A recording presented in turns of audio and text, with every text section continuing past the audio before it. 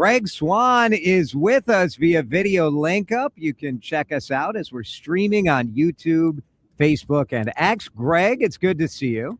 Hello from New York City. Thank you for letting me zooming in to chat about the internet today. Oh my gosh. Well, both of our Threads algorithms have been full of a debate about, well, something that I thought was sort of crazy how mad Minnesotans got about this. Explain what's going on with an out-of-state sort of influencer who said that it'd be cool to do a brand trip to the Minnesota State Fair.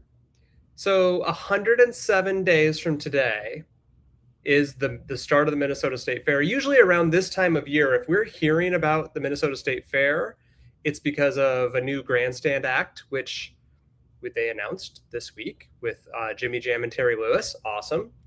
Maybe they were hearing about the annual kickoff to the summer of the fair, which is coming up in a couple weekends. Or maybe it's that registration opened for these competitive exhibits, right? That's what we tend to hear about in May. But there's a national influencer. Her name is Suzanne Lambert. And if you don't know her, she's a DC-based comedian, political content creator.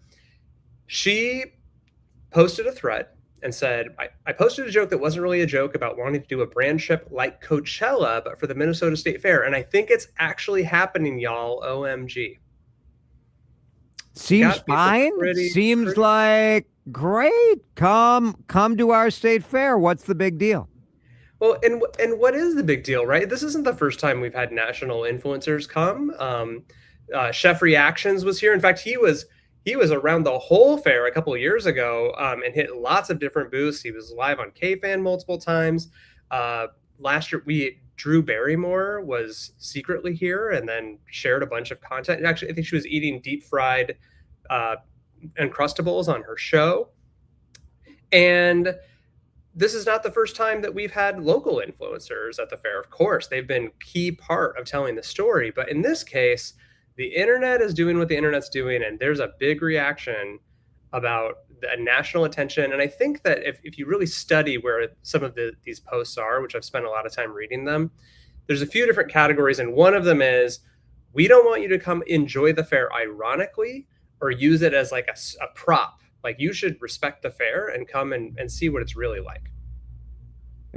And when you hear that kind of pushback, it's sort of interesting. I mean, to a certain degree, we expect Minnesotans to be possessive of our fair. But I find like this tension fascinating because on the one hand, we love our fair. On the other, we love attention.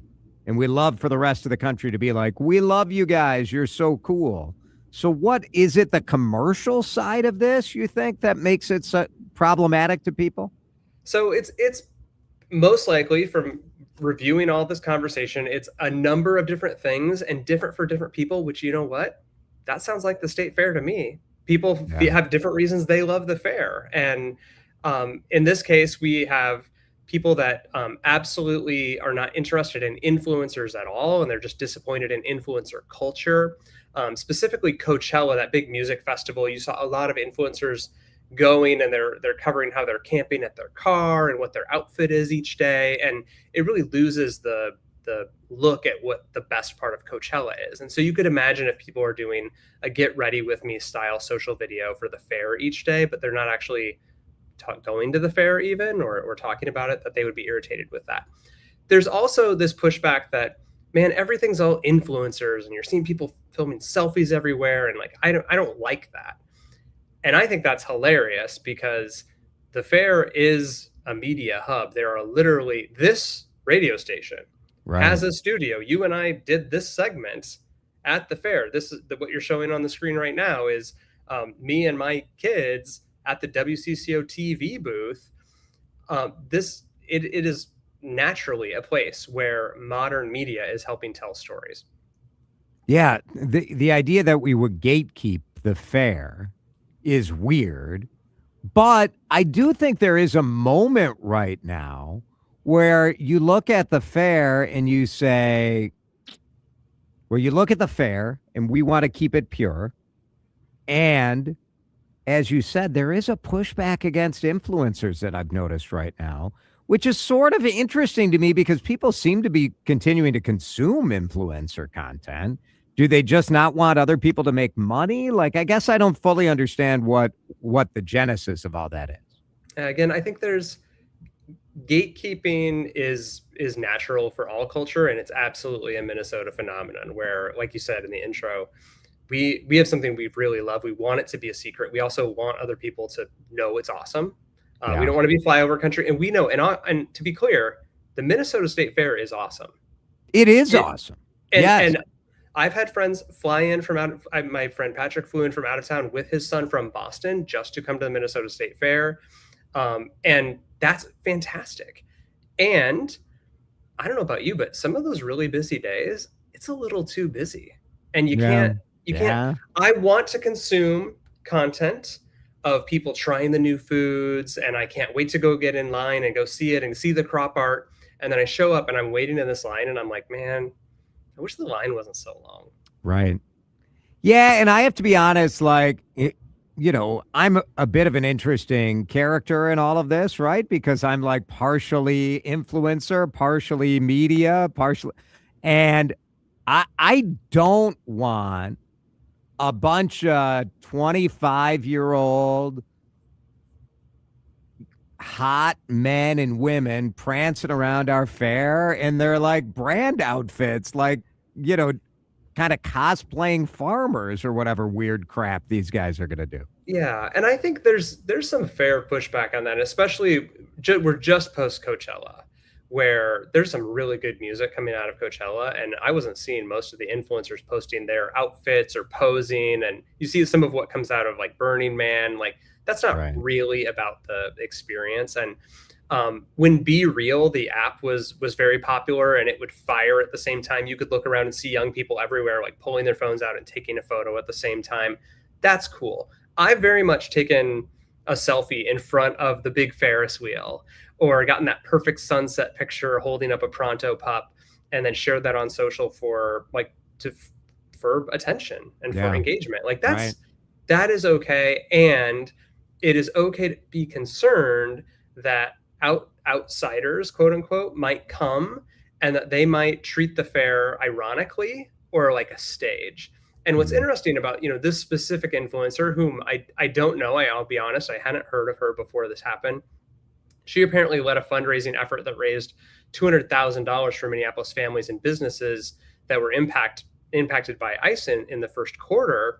And so, yes, she is not from here, but she does have a connection to here. And let's talk about the other side, which is there are businesses who need attention, Yeah. and they're looking for modern marketing ways to earn attention at the loudest, most competitive place for attention in Minnesota in the summer, which is the Minnesota State Fair. So of course, they're already working with local influencers. The state fair itself, who I met with 10 years ago to start to talk about bringing influencers in, is working with them. And so there are local businesses, local companies who are looking to national influencers and saying, how could we partner with them and shine attention on our business, which is, I mean, the fair is full of privately owned businesses exhibiting and trying to sell things.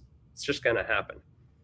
It's so interesting. Texters saying the Minnesota State Fair is a prop. It's a full on live in person ad for all of the things good about Minnesota. If somebody wants to lean into the ridiculousness of it all, by all means, please come. I love that statement. And, Hmm. I think that also, she, in this case, this influencer is a political influencer. The fair has always had politics, from the party booths to protest shirts to candidates shaking hands. And so Yeah. I also think there's maybe some concern in some of the posts I've seen about a politically coded creator using that prop, that backdrop Mm. that might feel different. Ultimately, there's no right answer. Just like the fair, like, Yeah. why do you like the Minnesota State Fair? Ask anyone; they'll all say different things. What I told you in our fair segment last summer is that I at first kind of didn't get the fair. I was like, well, I don't really like fried food and it seems busy and dirty, until I really understand its role as an exposition and as a moment in time of elevating our culture, and a place where you can come see the amazing innovations and culture and smarts of people of our Yeah. culture in Minnesota. And I'm fiercely protective of that. And so if there anyone is going to come from out of town or out of this area and abuse that or show that Yeah. in a negative light, that's not going to be welcomed.